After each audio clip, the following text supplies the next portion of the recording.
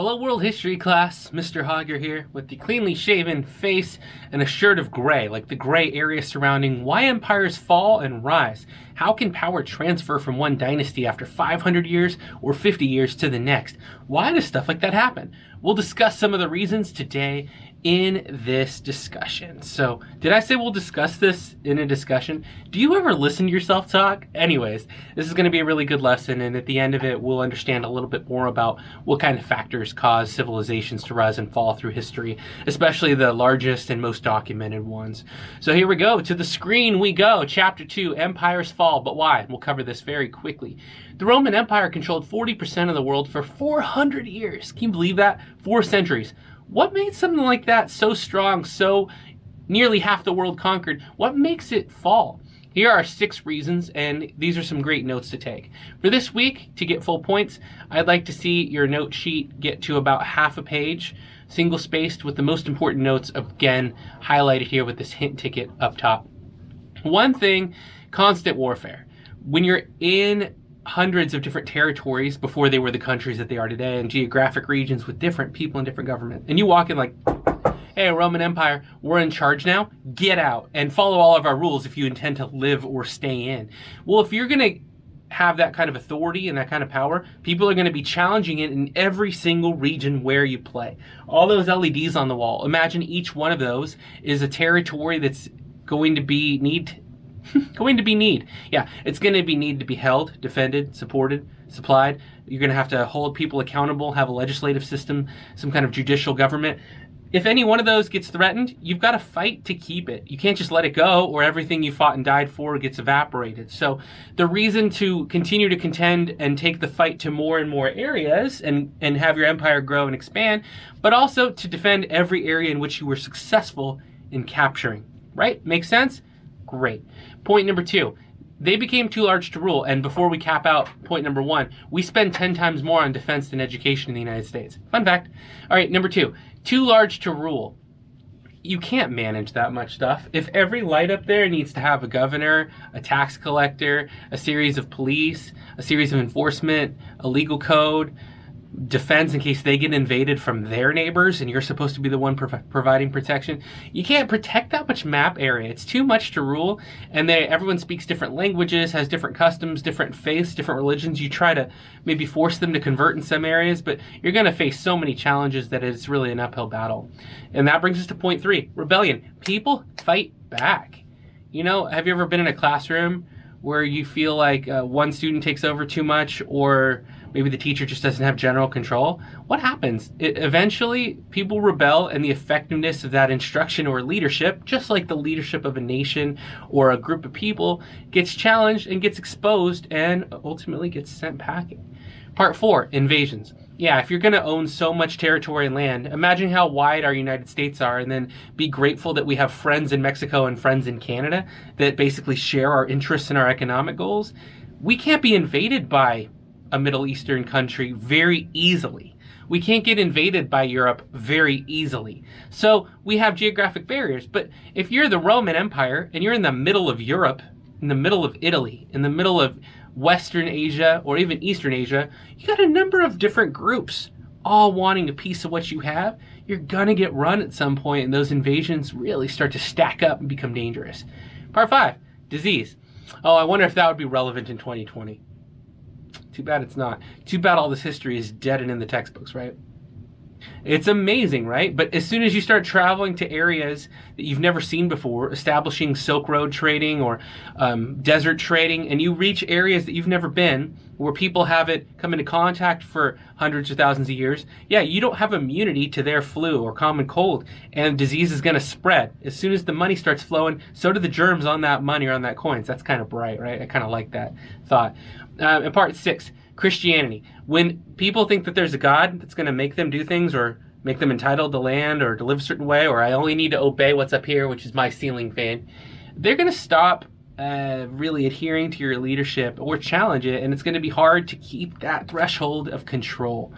Those are 6 reasons why the Roman Empire fell. But check this out, man. 5.2 million square miles of control. They had it so good for so long. And good's a relative term, but they had some wild control and no longer. Rome is back to being a little place you tour the Colosseum and go enjoy some outdoor pasta. Anyway, here's some accomplishments of the Roman Empire.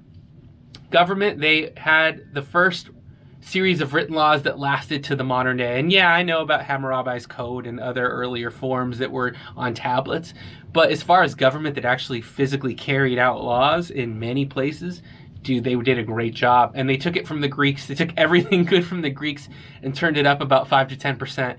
They were the first ones to say on paper that there was equal treatment of all citizens and that citizens had certain rights and duties and responsibilities. Does that sound familiar to you? I know it's argued and debated, but it's something that we say we stand for here in our country as well. Engineering. They had excellent durable roads, which enabled you to trade and control many, many different places and empires and areas.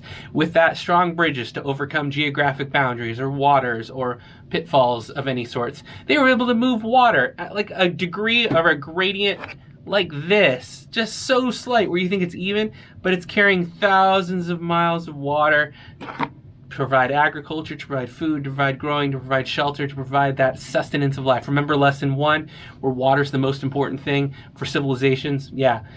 I bet you in your lifetime, we argue about water a ton more in California. We'd be talking about drought right now if we weren't talking about coronavirus. So what else? They also built designs that inspired later societies like ours. Have you ever looked at all of our city hall buildings? Wonder where we got those designs from. Crazy.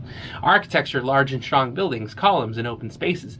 Realistic statues in art. For the first time, portraying someone to look as fantastic as this in an artwork and not having them be like cubist or expressionist or small, but actually trying to capture the lines on someone's face, the contours, the physical proportions.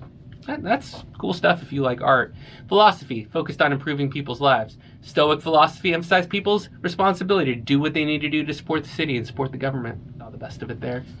So we talked about why they fell, right? The Germans invaded, different tribes invaded, they expanded slavery, and the social triangle began to upset. You had too many people at the bottom and not enough people at the top, and there were rebellions. There was a decline in the ability of Romans to want to obey their government. There was moral decay in society, and there was also a decline in patriotism. Interesting. Culturally, the state was not united by religion or philosophy, so there was that common ground missing that really is a glue in some societies and some nations. Religion really can be binding, and that can go one way or the other, right? But it was divided by language too. Okay, so we're all united, right? But we don't speak the same language. We don't have the same religion. We don't have the same God. We don't have the same follower. It's going to be tough to get us to really feel unison, and it's going to make us want to be independent. I like how I pulled my hands apart. Did you catch that? You might not be able to see that. I can try to cut between. Yep, so they became too dependent. The traditional work ethic declined, trade deficits. The high cost of a military can be really damaging to nations. People weren't taxed equally. I wonder if that's the same now. I wonder if there was recently a candidate for office or a series of candidates who were talking about the gap between rich and poor and class warfare and unequal taxation, and all of this stuff is still relevant, guys and gals. It's really, really still relevant. So there you go. People started to join and abandon the empire. The Empire GI Bill helped me finish school. Hey, wait up! And I met my wife in the service. We had our honeymoon on Alderaan. Good thing we took pictures, huh? I love throwing in fun videos. So here's the next dynasty that we need to talk about. Make a new area in your notes, the Han, and feel free to pause anytime we need to. The Han, from 206 BCE to about 220 CE, so we're talking about 400 years.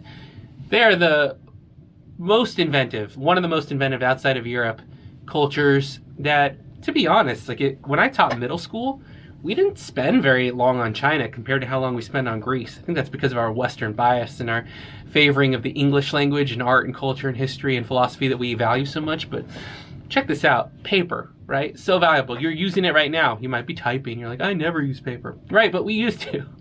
We used to. They ground plant fibers into a paste and they dried them in sheets. They created books by connecting several sheets into long scrolls. They were also super at farming. They mastered when to grow, what varieties and what soil and how to till the land and improve their outcomes and their results in their farming. They brought along the wheelbarrow to haul more, to do more, to achieve more. Ton in science as well. even 2,000 years ago, they were able to track earthquake tremors. That's wild. They made advances in acupuncture, pain relief. Really, they're pioneering in nutrition as well. Use of herbal technologies and treatments and teas. Tea didn't come from England, you guys. All right. Invented compass, sundial, watermill, and ship's rudders as well for transitioning through the oceans and traveling. Although they were a closed society off and on through different centuries. It gives you an idea of how empires have shifted because of travel and socially, right? If we're going those spice elements, I told you they would come back from lesson 1. Socially, the landholding elite held all the power. And landowners today still have a lot of power, don't they? Socially, disease became an issue in some areas, and that spread rapidly because of dense population growth in some areas. Politically, the fighting between the eunuchs, the Confucius scholars and nobles, that had infighting. And if you look around, just trying to make connections to American society, I'm not politically active on either party, but it's interesting to know just how much fighting or disagreement there is, right? And the differences you see between different media outlets and people's opinions in different states or even different regions of California, right? Brentwood has a wide variety of opinion, and that's part of our nation. Government corruption and bribery became a problem. Power was in the hands of local landowners, and that decentralized power away from government. So there was a confliction of, do I follow my government? Do I follow my landowner? Do I follow my landlord? Do I follow my farmer? Who should I really be paying? Who should I really be supporting as a citizen? And because of that lack of centralized power, China was vulnerable to outsiders, to fractionalism, to division, to basically dissolution, dissolving from the inside. And only the wealthy elite could gain power, and that was not a solution for stability in the long term, though they got 400 years. Transitioning to India, the Gupta Empire now. Again, amazing. And I like to think that like some things were invented in different civilizations independently, the concept of zero or mathematics and the decimal. But the Gupta 5,000 years ago was doing complex math calculations, and over hundreds and thousands of years adapted algebra, metalworking, and iron. They were able to understand surgery and even understand some aspect of like how to have someone not feel pain during surgery, or the anesthesia parts, setting broken bones and vaccinations. They were really, really advanced in a lot of ways. That's super important to know. This is just a slide, but it's real great to give credit to those Gupta Empire accomplishments. So, big respect and credit there. Some really cool stuff, and the way they were able to pioneer metals and sculpt was fantastic. Push back, Buddhism began to prosper. It actually exported and became super popular in Japan. Not that popular in China initially, but it did spread there as well. And ultimately, it never really became dominant in India. It spread out. I wanted you to get the sense of, in your notes, cultural diffusion. Things that are created in one area spread, and in some cases, like wildflowers, can really spread rapidly. And it's just neat to see that ideas and cultures, and with it, like if I'm going to sit down and I've traveled for weeks to see you, I'm going to share my ideas about philosophy, growing. I'm going to bring you some foods so you can go back and plant. And ideas and spread with disease, and the positives and the negatives travel together to you. It's pretty cool. I like talking about that kind of stuff. Why did they fall then? They were in an inability. Dun, dun, dun, dun, dun, bam, bam. Do I have like a? Can you hear that? Probably not. Bam, bam. I got a harmonica. If you want to hear what that will do. That probably didn't achieve a whole lot. And I knocked down a light. Great. They were unable to centralize as well. It's just like this. I mean, if all the world history students were in the same classroom, and we had all the Zooms happening, and I had like Bayer and Phillips and Guerrero all next to me, and we were each having sessions separately, you'd be like, who's in charge? Who am I going to listen to? And hopefully you'll be smart and choose Mr. Hauger. But if there's no centrality to it, you don't really know who's in command. And because of that, there were no leaders to unify us. It would be the same here. I mean, some of you would prefer Phillips and Guerrero, and I would prefer Bayer. He's just a good dude. No slack to the others, but if that were the case, there would be no unification in our class, and it would begin to cause some issues, because people would say like I'm better in some areas and weaker in others. So the Han also invaded from the north, and that provided collapse as well. So that caused a lot of problems as well as decay. And there we go. That's it. So I'd like to see a half page of notes, and I would love to see them not look like anyone else's when you submit them to haugerd@luhsd.net. But that's a really good overview about why empires rise and fall. I'll probably be sending out a quiz at this point, so keep an eye out for that. It might not happen though, so you'll hear from me if it does. I will reach out to you and send that or post it.